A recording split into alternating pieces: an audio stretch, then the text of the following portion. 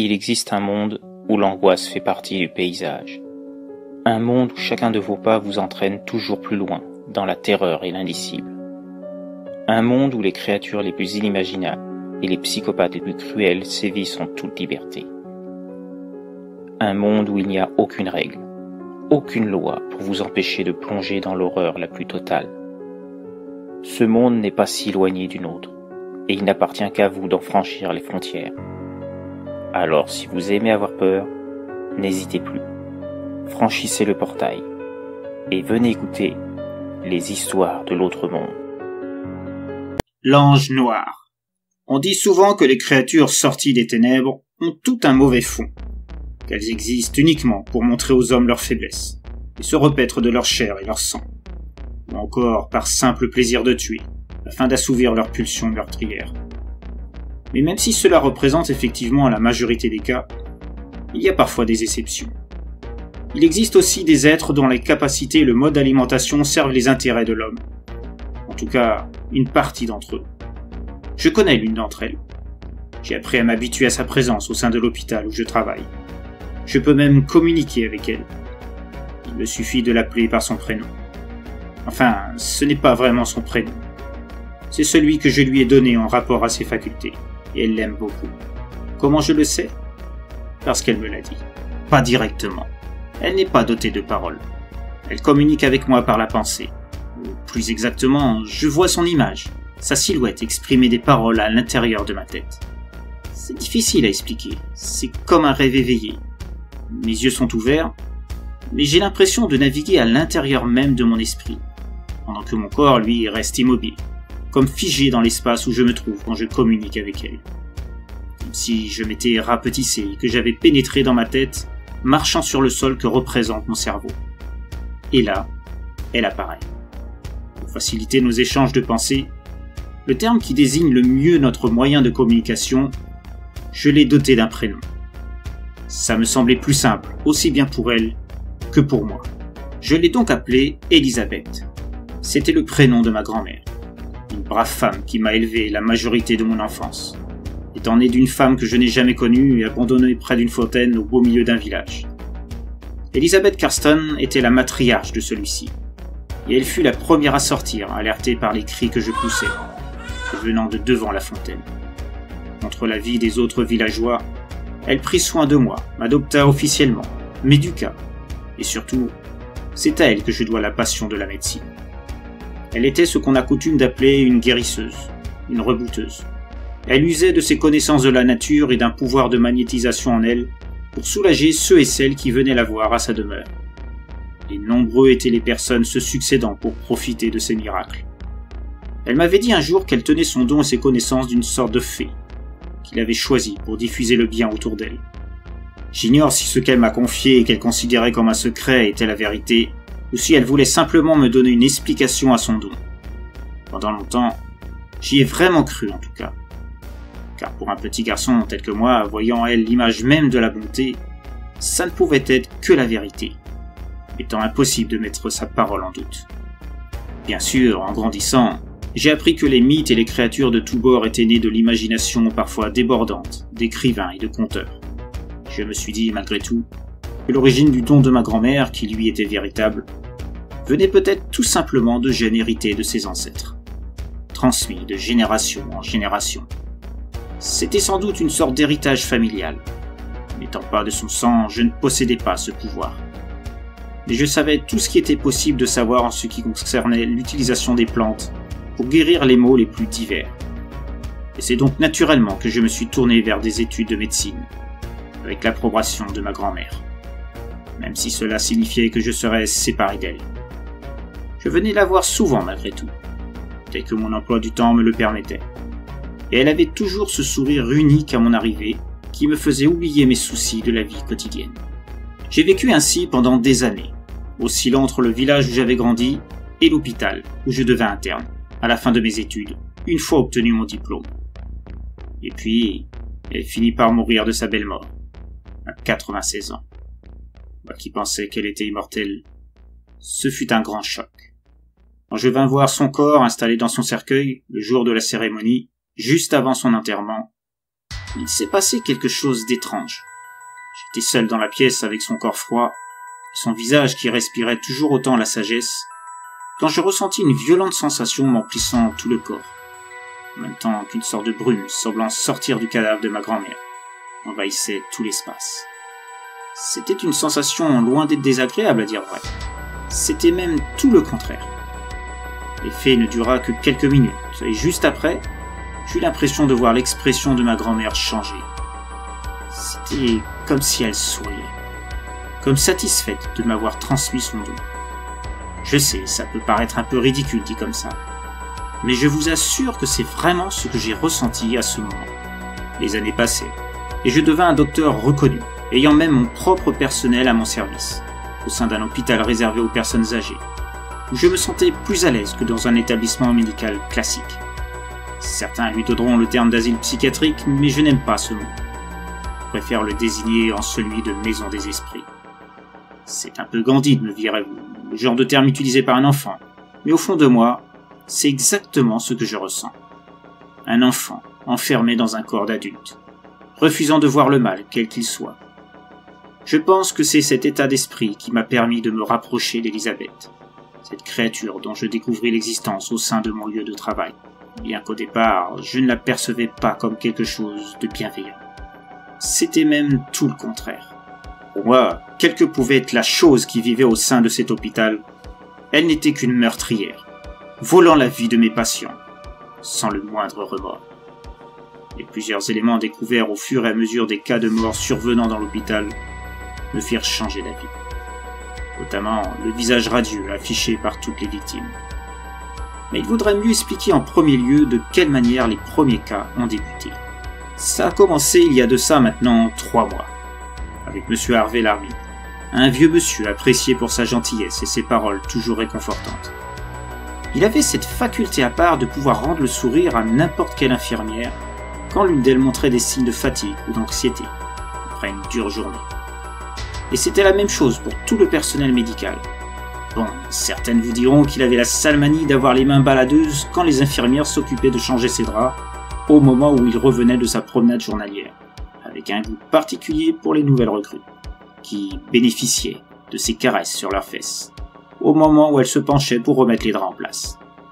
Si certaines s'en offusquèrent au début, s'en plaignant à moi ou d'autres médecins, elles changèrent vite d'opinion, après que ce même pervers, selon leur dire, leur ait rendu le sourire. L'une parce qu'elle venait de rompre avec son petit ami, l'autre parce qu'elle n'arrivait pas à calmer les petites crises de son fils de 5 ans. Il avait toujours les bons conseils à leur prodiguer, pour qu'elles trouvent une solution à leur mal-être. Et du coup, elles en venaient à se contenter de faire de simples remontrances, tout en souriant, à leur pervers préféré, quand celui-ci vaquait à son occupation favorite, à savoir tâter la forme du postérieur de ses chères visiteuses. Harvey était devenu en peu de temps la mascotte de l'hôpital. Certains en arrivaient même à se demander pourquoi un homme tel que lui se trouvait ici, ne montrant pas les symptômes de quelqu'un atteint de problèmes psychologiques flagrants. En fait, c'est Harvey qui avait demandé à être interné, de peur d'avoir l'envie de retrouver son épouse décédée peu de temps avant son arrivée, avec l'accord de son médecin traitant. Ainsi entouré, il ne ressentait plus le sentiment d'idée noire, et il se sentait apaisé. Du moins, c'est ce qu'il tentait de faire croire. Car malgré sa bonne humeur constante, son sourire, ses petites tapes amicales sur le derrière des jeunes infirmières, Harvey souffrait de cauchemars persistants chaque nuit. Des cauchemars très violents, qui le hantaient depuis le décès de celle qui avait partagé sa vie pendant 20 ans. Personne n'a jamais su en quoi consistaient ces cauchemars, Harvey se refusant à en parler. Tout au plus disait-il qu'il cesserait bientôt, car l'ange noir viendrait l'en délivrer pour toujours. Qu'il lui avait promis, et même qu'il avait déjà commencé à absorber certains d'entre eux. C'est le terme exact qu'il employait. Au début, personne n'a vraiment compris de quoi Harvey voulait parler, pensant qu'il était sujet à des hallucinations, suite logique au mal-être qu'il tentait de dissimuler par ses sourires et sa bonhomie.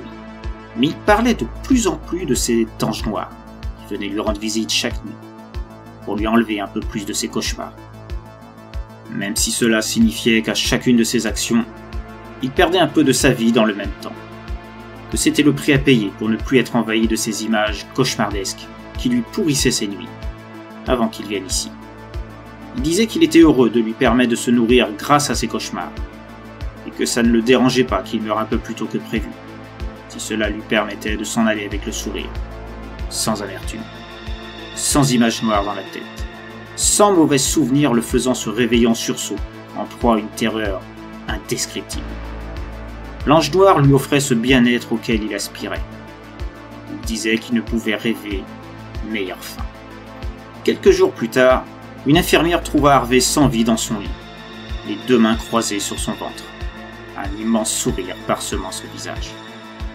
Beaucoup de membres du personnel furent attristés de ce départ imprévu, en particulier les victimes favorites de ses caresses. Den demanda même un congé d'1 semaine suite à ce décès, tellement elle avait du mal à se faire à l'idée de ne plus pouvoir discuter avec ce vieux pervers, mais si adorable par ses paroles. Quand le corps fut emmené vers la morgue, tout le monde se mit au garde-à-vous à son passage, comme s'il s'agissait d'un président ou une star de cinéma. Un moment très émouvant. Et moi-même, je ne pus m'empêcher de verser ma petite larme, à l'image de nombre des membres du personnel présent. Cependant, Harvey n'était que le premier à disparaître de cette manière. De manière incompréhensible, vu que son état de santé ne laissait en aucun cas supposer une mort aussi prématurée. Rien dans ces diagnostics n'indiquait le moindre problème, qu'il soit cardiaque, pulmonaire ou sanguin. Il n'y avait absolument aucune logique à son décès, si ce n'est l'évocation de ce fameux ange noir dont il parlait tant lors de ses derniers jours de vie. 2 jours passèrent, et chacun revint à ses occupations, oubliant presque la disparition d'Harvey quand un autre drame survint. Cette fois, il s'agissait de Madame Carves, une dame de 67 ans, sujette à des hallucinations importantes, la faisant parfois entrer dans des phases délirantes, où n'importe quel objet pouvait être la solution, selon elle, à faire fuir les fantômes qui la harcelaient.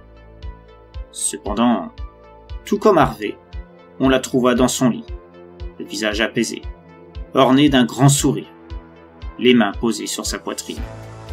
Je m'interrogeais sur cette étrange attitude, et plus encore en découvrant qu'elle aussi, dans les jours précédant son décès, avait évoqué cet ange noir dont parlait Harvey.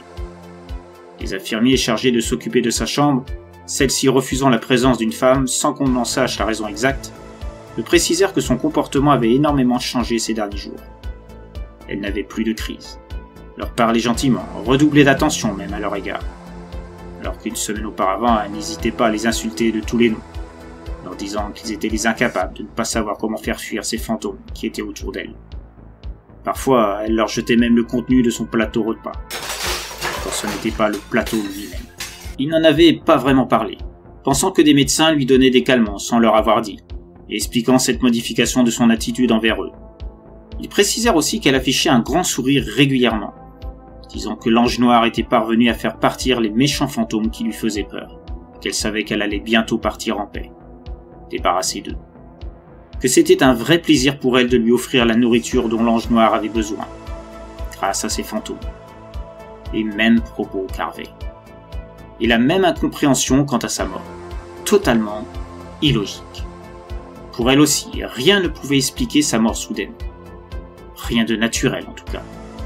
Tout ça n'avait aucun sens. D'un point de vue médical, c'était incompréhensible que Harvey et Madame Carver soient partis ainsi, sans que rien ne puisse le faire soupçonner. Et c'était loin d'être le dernier cas qui montrerait les mêmes symptômes. Monsieur Franz, 74 ans, souffrant d'une psychose de persécution, doublée d'une paranoïa, persuadé que tout le monde voulait lui nuire, voire même l'emmener pour l'utiliser pour des expériences secrètes, organisées par le gouvernement. Monsieur Sultik, 66 ans, atteint d'un dédoublement de la personnalité, son double étant sujet à des signes de violence très prononcés et survenant à des horaires bien précis. Madame Alma, 82 ans, syndrome de Peter Pan, parlant avec une voix de petite fille pour s'exprimer, par le biais d'une poupée de chiffon que personne ne doit toucher, sous peine de crises extrêmement violentes. Un état qui est arrivé suite au décès de sa petite fille de 6 ans, à qui appartenait la poupée. Madame Falknor, 89 ans, victime de TOC convulsifs et d'une psychose curieuse, refusant de s'installer ailleurs que dans un lit dépourvu du moindre drap, par peur d'être assaillie par des acariens géants voulant la dévorer. Les personnes chargées de lui apporter ses repas doivent le goûter devant elle, Sans cela, elle refuse de s'alimenter. Et toute personne entrant dans la chambre doit être munie d'une combinaison. Et enfin, Monsieur Trevor, 71 ans, vétéran de guerre, ancien sergent-chef, n'acceptant que des produits fabriqués en Amérique, du lit au drap, meubles, nourriture et autres ustensiles de cuisine, demandant à ce qu'on lui apporte la preuve que ce sont bien des produits américains. Dans le cas contraire, il peut être sujet à des actes d'automutilation pour, dit-il, se débarrasser de la souillure reçue des anti-américains. Autant de cas graves, donnant du fil à retordre au personnel soignant, de par leurs attitudes, leurs exigences, leurs actes de violence potentiels. Et tous ont vu leur comportement changeant radicalement les jours précédant leur décès. Tous également ont évoqué un ange noir mangeant leur cauchemar, en échange d'une perte de morceaux de vie, accélérant le temps les séparant de la mort, avec leur accord. Tous enfin affichaient ce sourire radieux sur le lit, les mains croisées sur leur poitrine, avec un air apaisé et heureux. Et comme pour Harvey et Madame Carver, aucune logique à leur mort, survenue le temps d'une nuit, sans que personne ne comprenne cette dégradation soudaine de leur état de santé, sans qu'aucun appareil, test ou autre ne détecte un quelconque changement. Cette hécatombe devenait alarmante, et personne n'était en mesure d'expliquer le phénomène. Des hypothèses d'une nouvelle Mildred Ratched furent bientôt mises en avant, mais aucune trace d'un produit létal ne fut trouvée lors des autopsies des personnes décédées. C'était un mystère complet, au-delà de toute compréhension médicale. En tant que médecin principal du service et au vu du nombre conséquent de décès, sans qu'on puisse donner d'explication rationnelle, je fus interrogé par une enquête interne de l'hôpital au départ, puis par les services de police, qui épluchèrent les fiches de tous les membres du personnel afin de trouver un élément de leur passé pouvant les diriger vers un semblant d'explication. J'eus beau leur dire que je me portais garant de tout le personnel, étant moi-même chargé de leur intégration au sein de l'hôpital, ils n'ont rien voulu entendre, et firent des recherches poussées pour chaque personne affiliée au patient, que ce soit les infirmières, les personnes chargées de l'entretien, les médecins, internes, stagiaires, les commis de cuisine. Tout fut passé au peigne fin. Au bout d'un moment, ils durent s'avouer vaincus, rien ni personne ne montrant de choses suspectes, pouvant faire soupçonner des actes menant à la mort des patients, de façon prématurée. Finalement, l'enquête conclut à des morts naturelles, bien qu'il était impossible d'expliquer par quel miracle des personnes n'ayant aucun problème majeur de santé aient pu passer de vie à trépas l'espace d'une nuit.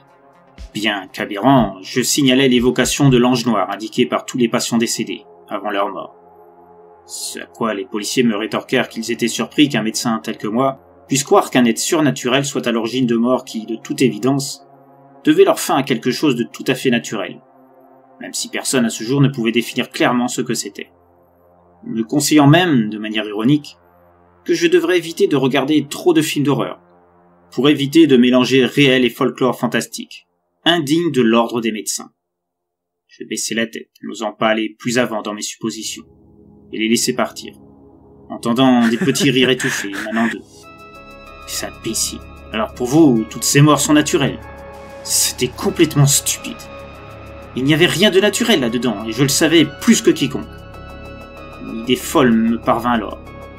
Si c'était moi le responsable. Même si je n'avais jamais testé quoi que ce soit depuis ce jour, je me rappelais la sensation de cette étrange force m'envahissant, lors de la mise en bière de ma grand-mère, qui semblait venir du cercueil, et plus précisément de ma grand-mère elle-même. Je me souvenais de ce sourire que j'avais cru apercevoir à ce moment-là sur son visage, de ses bras croisés sur la poitrine. Il y avait trop d'éléments analogues pour que tout ça soit une coïncidence. Était-il possible qu'involontairement, en touchant ces personnes, cette force en moi se soit déversée en elles, leur dévorant leur cauchemar tel qu'elle l'indiquait, et leur faisant subir une forme hallucinatoire, se présentant sous l'aspect de cet ange noir évoqué par tous. Ou bien peut-être étais-je doté d'un corps astral agissant indépendamment de moi la nuit. Je n'avais jamais véritablement cru à l'existence du paranormal, quelle que soit sa forme, même si je devais reconnaître les côtés troublants de certaines affaires développées sur les réseaux sociaux ou les forums. Mais là, je devais bien avouer que les similitudes entre ce que j'avais vu lors de la cérémonie de l'enterrement de ma grand-mère et la position des patients visités par l'ange noir, et surtout la manière de disposer leurs mains sur leur poitrine, tout comme le sourire affiché, était plus que troublante. Je ne savais plus quoi penser. J'étais perdu. Et je redoutais que de nouveaux cas arrivent prochainement. Ce qui fut le cas. 3 nouvelles morts survinrent les semaines suivantes, avec exactement les mêmes symptômes, ou plutôt l'absence de symptômes constatés à leur décès. Même position des mains, même sourire, même évocation de l'ange noir les jours d'avant leur mort. Et rien de probant concernant les caméras de surveillance présentes dans les chambres et les couloirs. En tout cas, première vue. Un week-end, alors que le personnel était limité, du fait du nombre de patients ayant drastiquement baissé, je trouvais une excuse auprès du garde-nuit pour visionner les enregistrements correspondant au jour des décès de chaque patient. Le garde m'indiqua que tous les enregistrements étaient déjà aux mains de la police, afin de vérifier si quelque chose leur avait échappé. Juste au cas où, avaient précisé les agents chargés de l'enquête. Je montrai un air dépité, moi qui pensais avoir une piste. Et au vu du manque d'objectivité des fameux agents, je doutais qu'ils puissent voir quelque chose. Puis, le garde se rappela que les enregistrements concernant les 3 derniers cas n'avaient pas encore été envoyés. Les agents avaient demandé à ce qu'on leur envoie aussi, à chaque nouveau décès constaté. Mais ils avaient oublié de le faire pour cela. Une lueur d'espoir parvint alors dans mes yeux. Je demandai au garde s'il pouvait me faire une copie de ces enregistrements, afin que je les étudie plus en profondeur au calme dans mon bureau. Ce qu'il fit sans poser de questions. Après quelques instants, il me confia une clé USB contenant ce que je lui avais demandé. Je le remerciai, et pressai le pas vers mon bureau afin de voir par moi-même toute étrangeté sur les vidéos. Une fois sur place, je fermai à clé la porte afin d'être sûr de ne pas être dérangé, et m'installai sur mon fauteuil. Je plaçai la clé USB dans la fiche de mon ordinateur, et commençai à visionner les vidéos. Au premier abord, je ne vis rien de suspect. Cependant, à force de visionnage, je m'aperçus de quelque chose d'étrange. Je voyais Madame Rassic, l'une des dernières victimes de ce mal funeste, debout devant son lit, semblant s'adresser à quelque chose devant elle. Mais il n'y avait rien. En tout cas, rien de visible. Interloqué par l'attitude de Madame Rassic, je passai la vidéo par plusieurs filtres et zoom afin de nettoyer et surtout approfondir l'image. À force de plusieurs traitements, je finis par apercevoir une forme qui se dessinait devant le mur en face de Madame Rassic. Une silhouette, semblant se fondre dans le mur, presque imperceptible. Je fis d'autres traitements plus puissants afin d'obtenir une netteté plus importante. Et je finis par obtenir une image plus propre. Et ce que je vis me fit sursauter de mon siège. La silhouette semblait drapée d'une sorte de suaire noire, flottant au-dessus du sol. Il n'y avait pas de pied. En tout cas, il n'était pas apparent. Mais peut-être était-il caché par la longueur du suaire. Un visage se dessinait, mais il restait encore peu visible. Cependant, on voyait nettement des cheveux d'un noir opaque à l'arrière. Je zoomais encore un peu plus, me concentrant sur la tête de la silhouette. Et c'est là que je vis la première fois le visage de celle qui allait changer ma perception de l'au-delà. C'était le visage d'une femme d'une grande beauté. Il émanait d'elle une sorte de fascination qu'il est difficile, même impossible, à décrire avec des mots. J'étais subjugué par cette beauté, sans pouvoir l'expliquer. D'un coup, je comprenais le visage radieux arboré par les victimes de cet être. Je découvris également qu'une sorte de filet de lumière noire, très pâle et très fin, partait de la bouche de l'apparition vers Madame Rassic. Celle-ci était enveloppée d'une sorte de halo tout autour de sa tête. On distinguait des sortes de petites formes à l'intérieur du filet de lumière. Je tentais de zoomer un peu plus sur ce dernier, utilisant d'autres filtres, mais je n'obtins rien de très défini. Tout au plus des silhouettes évoquant des sortes de créatures difformes.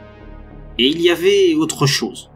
Semblant sortir du dos de la silhouette de l'être, on apercevait une ébauche d'aile. L'obscurité de la pièce ne me permettait pas d'avoir plus de détails, mais j'étais certain qu'il s'agissait d'elle. Des ailes noires, elles aussi. L'ange noir décrit par Harvey et les autres.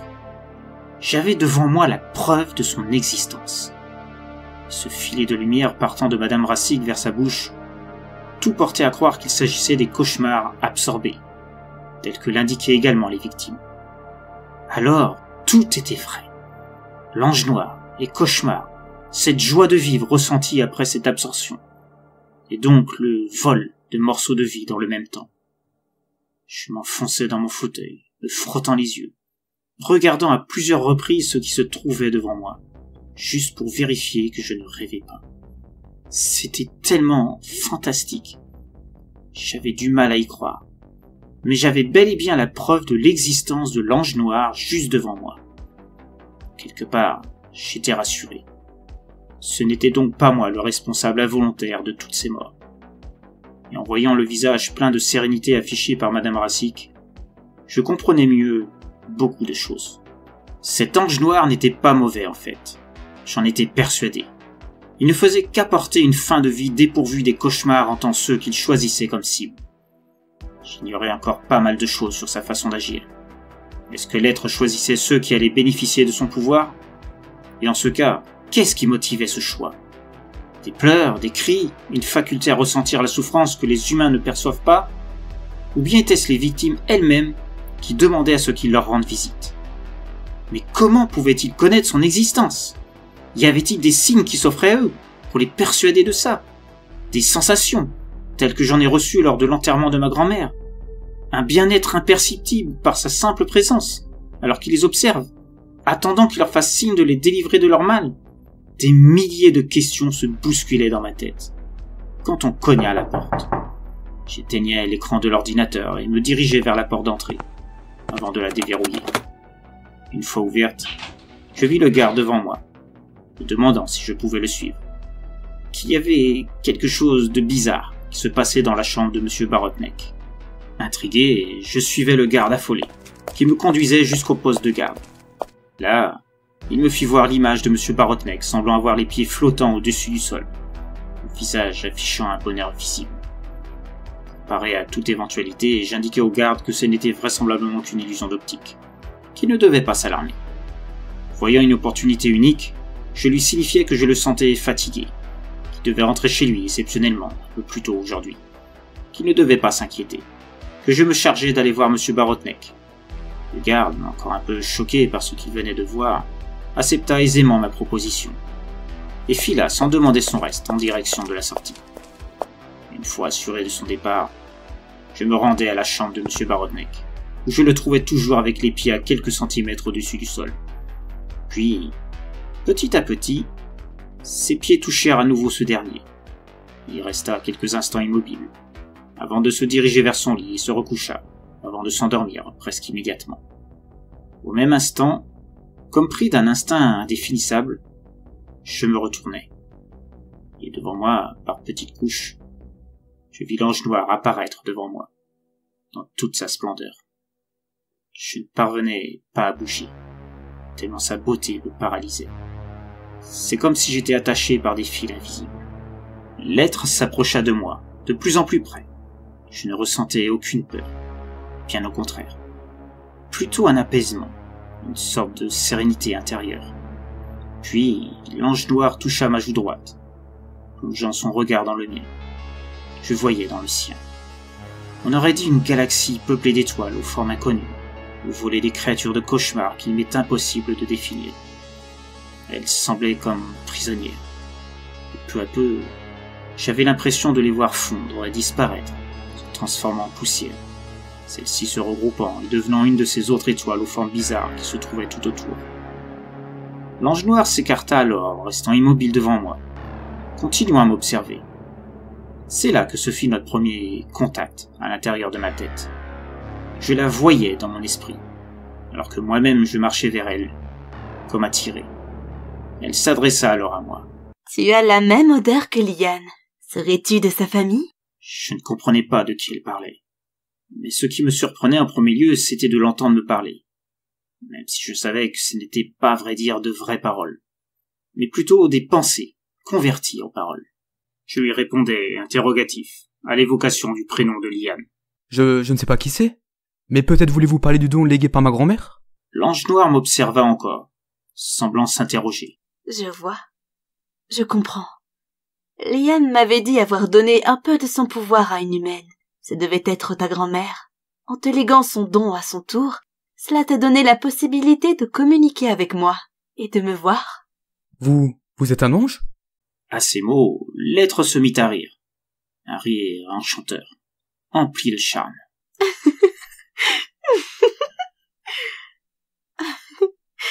Un ange? Elle riait encore. Non, je n'appartiens pas à cette espèce, même si je reconnais avoir certaines similitudes. Je suis une Nayal, une mangeuse de cauchemars. Je n'appartiens pas à votre dimension, mais moi et d'autres de mon peuple aimons traverser les dimensions pour nous nourrir, et votre monde est un vrai paradis pour nous à ce niveau. Elle continuait à rire, pendant que je restais hypnotisé par son regard et sa beauté tellement incroyable. S'apercevant de cela, elle pointa son doigt vers moi avant de le déposer sur mon front. Excuse-moi, c'est une forme de protection pour notre race. Notre regard fige nos ennemis, tout comme ceux destinés à nous nourrir de leur peur, engendrés par les cauchemars les envahissant. Je viens t'en libérer. Tu peux me parler librement à présent. Effectivement, je ne ressentais plus cette sensation d'immobilité, et je pus converser plus sereinement. Vous avez un prénom? Ça serait plus facile pour vous désigner? La Nayal sourit à nouveau, avant de répondre. Contrairement à Liane, mon prénom sera trop compliqué à prononcer pour un humain. Mais si tu le désires, je te laisse en choisir un. C'est vrai? Je peux vraiment choisir votre nom? Toujours souriante, la Nayal me rassura. Mais oui, choisis celui que tu veux. Je l'accepterai avec grand plaisir. Je réfléchissais quelques secondes, avant que l'évidence ne me parvint. Alors, je t'appellerai Elisabeth. C'était le prénom de ma grand-mère, une personne qui comptait beaucoup pour moi. Elisabeth, c'est joli. J'aime beaucoup. Il en soit ainsi. Pour toi, je serai donc Elisabeth. Mais je suppose que tu as beaucoup de questions à me poser. N'hésite pas. Je tâcherai d'y répondre du mieux possible. Et ainsi, nous conversâmes durant un temps indéfini. Je ne ressentais pas de limite de temps. C'était comme si celui-ci s'était arrêté. J'appris ainsi plus de détails sur sa race, la dimension d'où elle venait, la manière dont son espèce découvrit la nôtre, leurs facultés particulières aussi, ainsi que l'échange, le terme qu'elle utilisa, qui se déroulait entre elle et les siens face aux personnes ressentant l'envie de partir sans pouvoir le faire, car ne voulant pas s'en aller en emportant avec eux leurs doutes et leurs peurs, à travers les cauchemars qu'ils possédaient. Elisabeth m'indiqua que les membres de son espèce ressentaient la souffrance des personnes dans cet état, et elle se rapprochait d'elles, et laissait les voir afin d'aspirer leurs cauchemars, pour les délivrer. Pour ces personnes ne désirant plus vivre au sein des hommes, c'était une bénédiction. Elles étaient libérées de leurs cauchemars les plus sombres, et pouvaient partir en toute quiétude, sans regret, sans souffrance. L'échange leur permettait d'atteindre ce niveau de sérénité qui s'affichait sur leur visage, une fois leur morceau de vie aspiré en même temps que les cauchemars. Elisabeth expliquait que sa race ne pouvait faire autrement. Les cauchemars sont des parties de la vie de la personne. C'est pourquoi en les aspirant, en les absorbant, ils aspirent aussi les derniers instants de vie. Mais c'est le choix de la personne. Sa race ne pratique l'échange qu'avec les personnes acceptant de mourir, parce que c'est leur désir profond, ne supportant plus de vivre, du fait de leur état. Jamais les Nayal ne pratiqueraient cet échange sans leur permission, envers une personne qui désire continuer à vivre. Certains cauchemars sont plus profonds que d'autres, se rattachant à des morceaux de vie plus grands. Ce qui expliquait pourquoi certains, suivant la grandeur de leur cauchemar, perdaient la vie plus rapidement que d'autres plus âgés qu'eux. Je buvais ces paroles. C'était une expérience incroyable de pouvoir converser avec Elisabeth. Je découvrais une partie du surnaturel que je ne soupçonnais pas. Et c'était un plaisir immense. Connaissant cela, je ne pouvais évidemment pas empêcher les Nayal de faire ce qui leur permettait de vivre. Elisabeth m'indiqua que l'échange était indispensable à leur mode de vie. Sans lui, sans se nourrir de cauchemars, les Nayal mourraient de malnutrition et ne pouvaient pas aller contre leur nature. Je comprenais ça, et l'indiquai à Elisabeth, lui assurant que je ne chercherais pas à leur nuire, maintenant que je savais ce qu'il en était.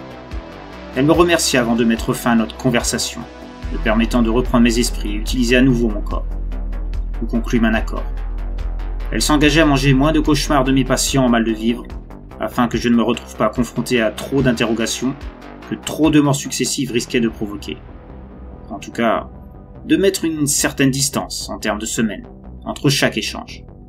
Ses facultés lui permettaient de se nourrir n'importe où, à des milliers de kilomètres de distance sur notre planète.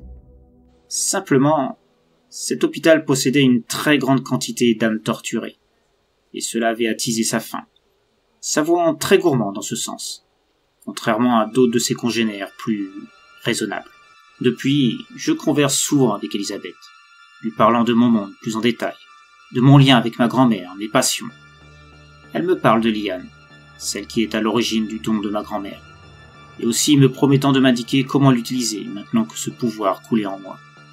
Un pouvoir de guérison qui pouvait sauver de nombreuses vies désirant continuer de vivre.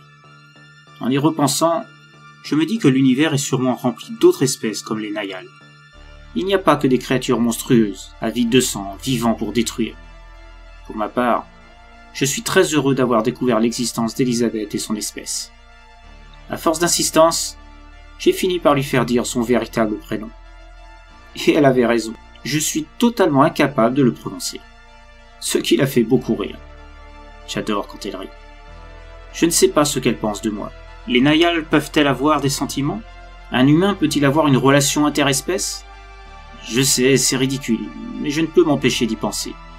Je dois être trop sentimental. Mais si vous pouviez la voir vous aussi, vous comprendriez le pouvoir de sa beauté. Mais je m'égare. Il est temps pour moi de vous quitter et de retourner à mes fonctions. Maintenant, vous savez qu'il ne faut pas juger le mode de vie de certaines créatures. Sous des aspects funestes, certaines agissent pour le bien et peuvent s'avérer nécessaires au bien-être des humains. Pensez-y la prochaine fois que vous verrez une créature inconnue en plein repas. Mais apprenez aussi à bien les observer avant d'engager un contact physique, pour ne pas regretter votre choix. Elles ne sont pas toutes non plus comme les Nayals, et c'est bien dommage.